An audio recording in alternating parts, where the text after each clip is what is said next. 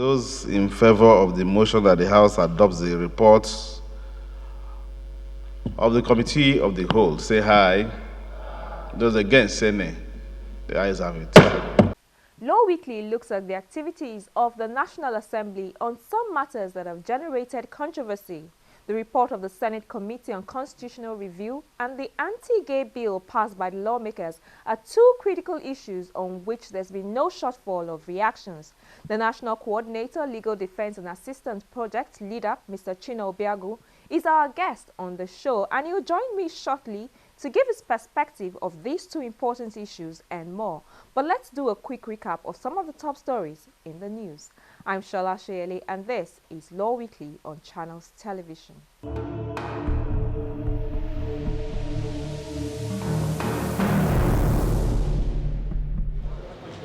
We begin at the Supreme Court, which last week Friday affirmed the life sentence handed down to a naval officer, Felix Olanrewaju, who killed a commercial motorcyclist in Lagos in 2005. Justice Bode Rhodes Bible, who delivered the lead judgment, also upheld the naval officer's dismissal from service. Officer Odunlami had approached the Supreme Court to appeal the life sentence passed on him by the Court of Appeal, Lagos, as well as his dismissal by a general court-martial. Lieutenant Odunlami, with force number NN2121, was traveling from the Lagos State Secretariat Alausa Ikeja to Apapa on July 25, 2005, when at the Allen Avenue roundabout Ikeja, a commercial motorcyclist, Peter Ede, hit his car from behind. The motorcyclist, Ede, knelt down to beg Lieutenant Odunlami for forgiveness, but the naval officer ignored his plea, drew his pistol and shot him in the mouth. Ede died instantly. From the Supreme Court, we move to the National Industrial Court sitting in Abuja. The President of the Court, Justice Babatunde Adejumo, has fixed the 12th of June for its ruling on the matter involving the Deputy Director and Chairman Customs, Immigration and Pension Reform Task Force, Mr. Abdulrasheed Maina. Mr. Maina had sued the head of service of the Federation and 6 others for his alleged unlawful dismissal. He instituted the action through his counsel via an originating summons and wants the court to quash his purported dismissal from service. He also wants the court to order his reinstatement and is seeking compensation of 2.5 billion naira in damages. The National Industrial Court will first determine whether the case of dismissal can commence through an originating summons. Staying in Abuja, the Federal High Court last week Tuesday admitted a white Honda Academy car with Kaduna plate numbers as evidence in the trial of a suspected Boko Haram member, Mustafa Umar. Umar was accused of bombing a plaza housing the offices of some newspapers in Kaduna in April 2012. The vehicle was the one which Umar allegedly loaded with improvised explosive devices before driving into the premises of SOJ Plaza, occupied by This Day newspaper, The Moment newspaper, and The Sun newspapers, where he detonated the explosives. Some burnt cylinders as well as a partly burnt 25-liter black jerry can, which the suspected Boko Haram member allegedly used in the bomb attack, were also admitted in evidence by the court. The materials were tendered by a masked prosecution witness, a police exhibit keeper, at the continuation of Umar's trial over a 1-count terrorism charge. And we round up in Lagos, where the Federal High Court, sitting last Tuesday, dismissed an application seeking an order to direct the Inspector General of Police to investigate the Action Congress of Nigeria's national leader, Bola Tinubu, for false declaration of certificates. Dr. Adegbola Dominic, a politician, had filed an application for judicial review to compel the police to open the allegation of false declaration of school certificates leveled against former Governor Bola Tinubu by the late Chief Gani Fahimi. Justice Saliu Saidu, in a ruling, dismissed the application on the grounds that the applicant failed to satisfy the mandatory requirement that such application must be filed within 3 months the alleged fraudulent action was detected. You see, life has just got easier. You stay connected to Channels TV, where news and innovations are shaping our world. Simply log on to channelstv.com to get the breaking news. Browse the homepage according to what matters to you. Tap on the extended coverage of business, sports, politics, lifestyle, infotech, entertainment, health, world news, and lots more. Click on the live link and see the news in real time. Do you want to watch the latest video of the day? It's just a click away. Friend us on Facebook, YouTube, follow us on Twitter, Google+, participate in Channels TV poll and share your comments. It's a website you can talk to. Your voice will be heard. ChannelsTV.com. The news at your fingertips.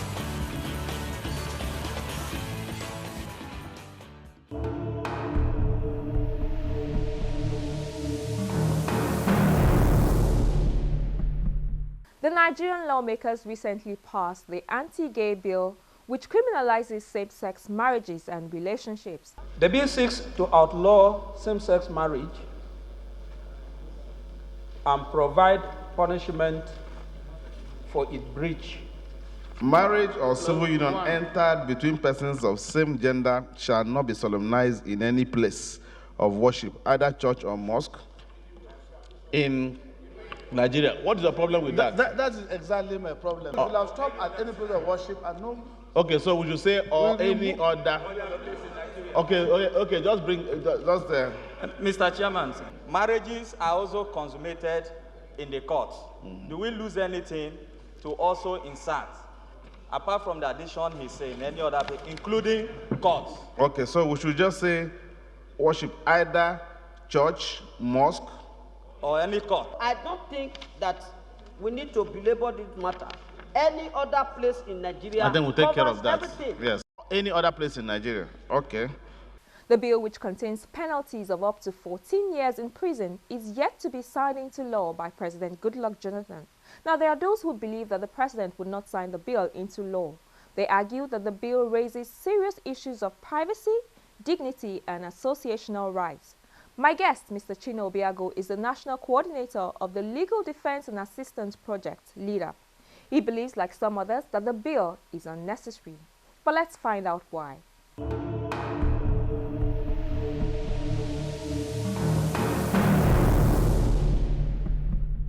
I want us to talk about a few issues of national interest that came up during the week. The anti-gay bill that was passed by the National Assembly. What are your thoughts about that? Well, the bill is to prohibit same-sex marriage, that is, people of the same sex getting married. And then there are other provisions there. But the central thing about the bill is banning people of the same sex getting married. That is superfluous. Because under Nigerian law, the Marriage Act defines marriage as a union of a man and a wife. That is the law.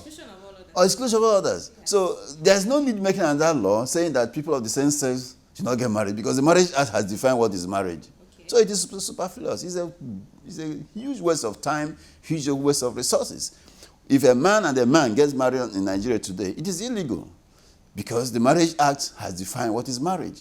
So there's no point doing that. It's just for cheap popularity. No, but I guess it's in line with keeping with the trends we've seen in other countries outside of Nigeria, where a man and a man gets married. So well, that is invalid marriage. If a man and a man gets married, under what law would they get married? Because you get married under the Marriage Act, and the Marriage Act has said that cannot happen.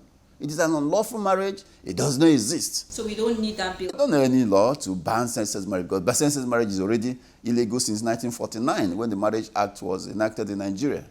So there's no point. Then under customary law, because there are three types of marriages in Nigeria. There's marriage under the Act, there's marriage under the customary law, and there's marriage under Islamic law. Under the customary law does not recognize same-sex marriage.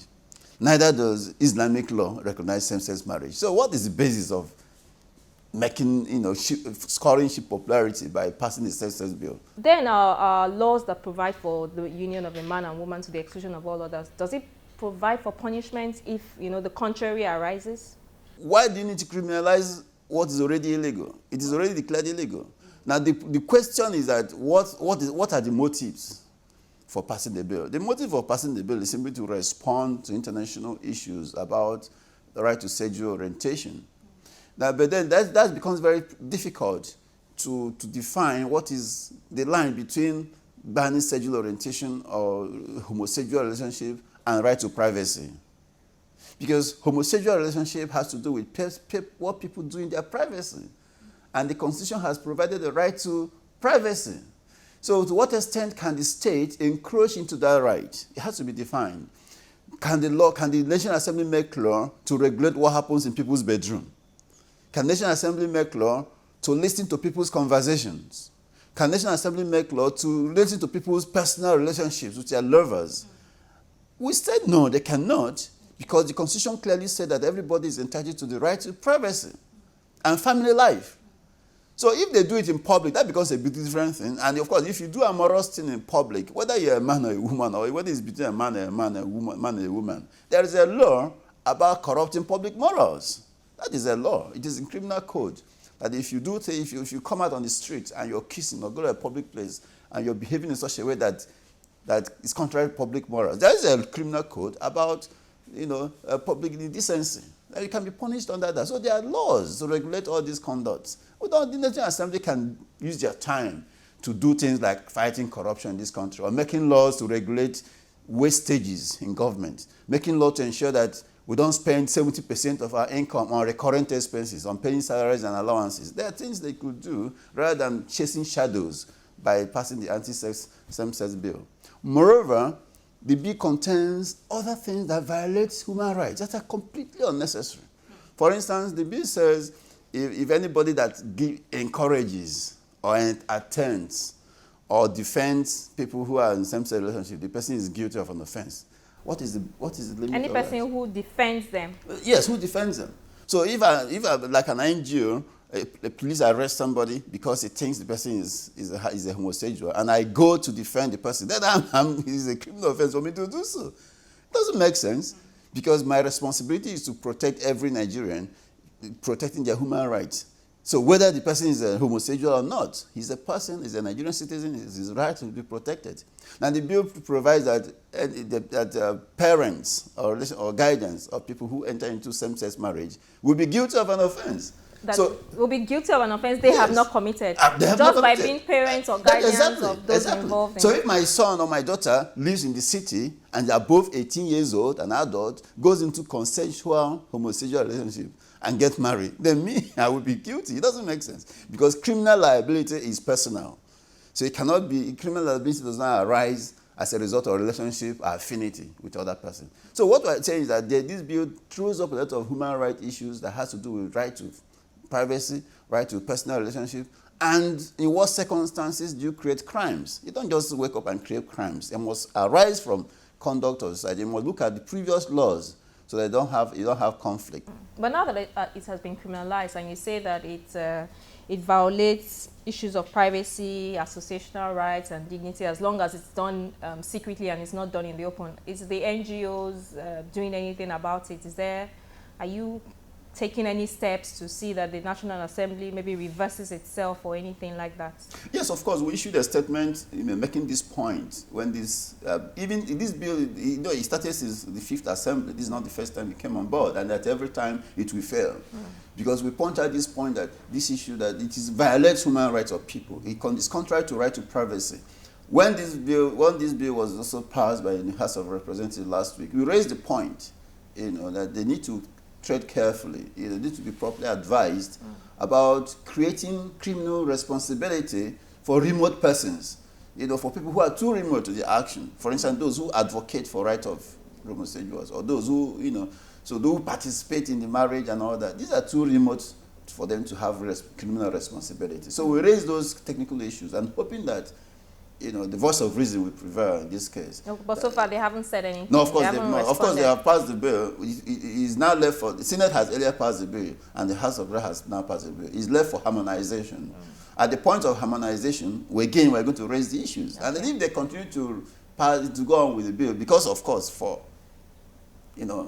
sensational reasons and maybe pressure from religious organizations, if they continue to pass, if they go on to pass the bill, we will engage the presidency to ensure that the president does not assent to the bill. And if it comes back for them to veto it, they will need 2/3 majority, not a simple majority. Then we can engage our friends in the National Assembly to ensure that there's no 2/3 majority to veto the president's assent. But I know the president will not assent to the bill.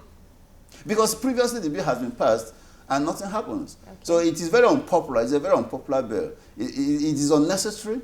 It is a complete waste of legislative time. And there's no reason why you should make that law without first repealing the Marriage Act. Another issue that came up during the week, the Senate Committee on Constitution Review submitted its report, and like in the past, political issues such as single 6-year term, new state creation, state police, those are the issues that are dominating the debate. And some people feel that, well, it appears that the lawmakers are missing the point and are not aware of the real issues of Nigeria, that we should be talking about issues of structural and institutional defects as opposed to state police or 6-year single term for political office holders. Well, what do you think about that? Yes, I've not read the full report, but I read the media reporting on that. I think the National Assembly is missing the opportunity, the very historic opportunity, to put this country in a path of development. This calls for an opportunity. The enthusiasm which Nigerians embraced the constitutional amendment, the turnout during the constituency hearing was historic. They should take that opportunity, but they are trying to waste it. Now, the issues of state creation, state police, these are peripheral issues. The central issue to talk about is what is the constitutional structure of this country? Where does sovereignty lies? What is the political structure we're going to follow? How do we deal with derivations? How do we deal with corruption? How do we deal with justice and justice delivery, security? Yeah. Critical issues that we should deal with in the Constitution. Issues about wastages in governance. Issues about political participation. Issues about fighting corruption. Trying to strengthen institutions that will carry this country into development. It is not 6-year term. What is 6-year term? What does that mean? It doesn't make any sense. It doesn't matter whether you are there for 6 years or you're there for 8 years. The question is, do you have these institutions that will help you achieve the goals you want to achieve as a leader of a country? And it's lacking. So I think then on the issue of state creation, the Legislative Assembly could look critically at suggestions to strengthen the constitutional structure of the country so that states will be aligned across the regions or the zones. And if, for instance, this Northwest region has administrative centers now called states, with one pool of fiscal fiscal administration, it will help that zone to develop. But by fragmenting the country into different states that are themselves not viable, apart from Lagos and maybe maybe Kano, I'm not sure there's any other state that is viable that can raise resources for its current expenditure, and that is a big problem. So the issue of creation of more states should simply not be an issue for discussion. There's also a bill seeking to enact the Administration of Criminal Justice Act. It just passed second reading in the House, and one important mischief that the bill seeks to cure is delay. Now, I know that you're involved in the bill. I don't know to what extent, but there are some people who say that it is not enough to legislate speedy dispensation of justice, but there are other components, the police, the prisons, all these other components, that there must be adequate support system put in place to ensure that, all things work together. Of course, they need infrastructure. They need to create the rules. You need to motivate people's attitude. But the starting point is the legal framework. You must get the legal framework right, and that's what the bill seeks to do. The Administration of Criminal Justice Bill is comprehensive. In fact, yes, I was involved in it. I was the chairman of the committee set up in 2005 by the Federal Minister of Justice to prepare the bill. And it is the bill we prepared that is now being put. That same bill from 2005? Yes. It's the same one that is before the National Yes, the Assembly. bill was drafted in 2005. And since then, there's advocacy to push it into the National Assembly. It was the National Assembly, the sister assembly didn't go much further beyond being gazetted. It's exactly the same bill that has been passed in Lagos State and in Anambra State, and it's been operational there in those states. And many other states are beginning to adopt the bill. Because, of course, these criminal justice issues are issues that are in concurrent list of the Constitution. So both the federal government and state government can make law on that. Yeah.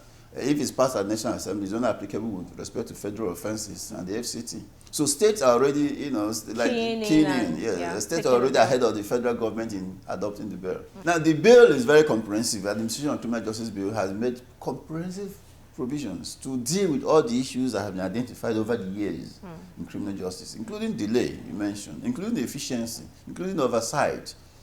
I'll give you a few examples. In the issue of delay, what happens the major problem with criminal justice system is that people are arrested for crimes, they're taken to a magistrate court that does not have jurisdiction to try the offense, and the magistrate court reminds them in prison. And the magistrate court directs that the case file should go to the DPP's office for legal advice. Now, what happens is that there is no time frame for monitoring all these actions. Yeah. So the suspect is taken to prison custody, and the case file may be taken to the DPP's office or may not be taken to the DPP's office. And there's no control. So what happens in practice at the moment is that the prisoner remains in prison indefinitely. Some will stay there for 10 years. Even longer than the offenses. Even for longer the than the crime offenses for of the which offenses. they were arrested in the first place. Yeah. Now, what this bill has done is to create time protocol. That if the matter is taken to magistrate court, a magistrate court remands the person in prison, it must not be beyond 30 days. And after 30 days, if they want further time, the police or prosecution wants further time, they have to bring an application and show reason why they need to extend that time to beyond 30 days. And then they can, if they show reason, the magistrate can give them another 30 days. And if at the end of the second 30 days, they still want to extend the time, they have to come again to show reason. And the magistrate can extend it for another 30 days. And if at the end of that second extension, they're not able to bring the person for trial, the magistrate must release the person from custody. So with the bill in place, nobody will be in remand custody unlawfully for more than 90 days. That's dramatic. That's very, very useful because it goes to the root of delay in trials. And prison congestion too. And reduce congestion. Yes. What it means is that once the police finishes their investigation or they're about to finish the investigation, they make sure that they put in all the files, they file the information within 90 days. Otherwise, the suspect will be set free and let them come back when they are ready. Now, it is a fundamental change that you need a legal framework to deal with. Okay. And once the legal framework is there, then practitioners can begin to demand that the law be complied with. Now, the other provision about confessional statement is reducing torture and ill-treatment of suspects. You know, what happens at the moment is that investigations at the police are based on testimonies, oral testimonies. Little or no forensic investigation are conducted. So when suspects are arrested, the first thing the police ask them is, did you commit your offense? And they said no. Are you sure? They said no. And then in order to extract confession, they may be mistreated. They may be tortured or there's possibility that they'll be tortured so they can say the truth or confess to the crime. Now that is wrong because the Constitution has prohibited ill treatment or torture. When a suspect is in police custody, he should be treated with all sense of humanity and with all respect. It should be due for a citizen. Now, the bill has regulated that.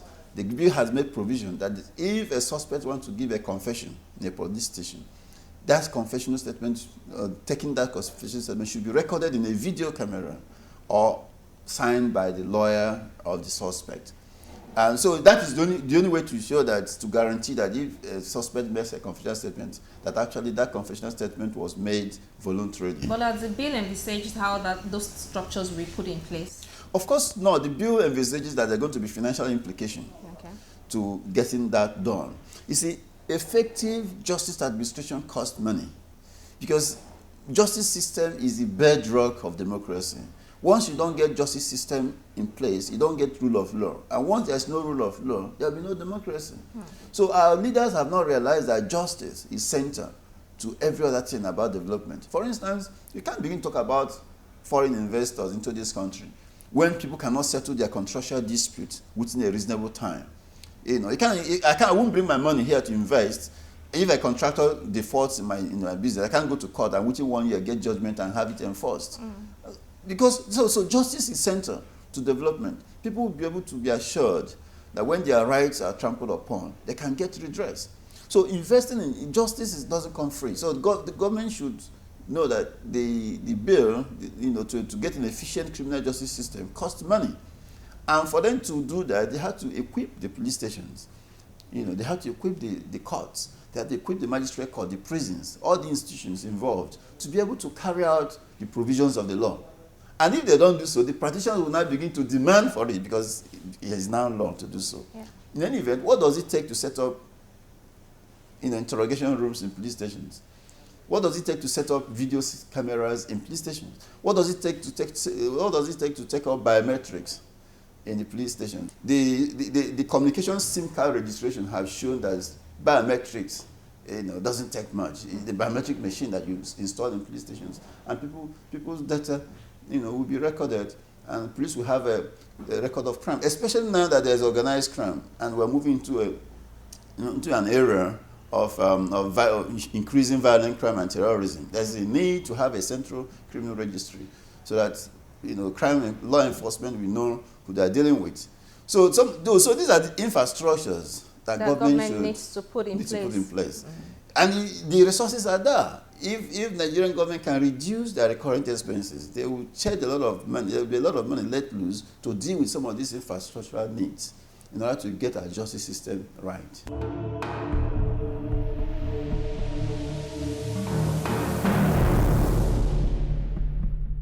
That is our interview segment at the program for today. What are your thoughts about the issues that we have discussed?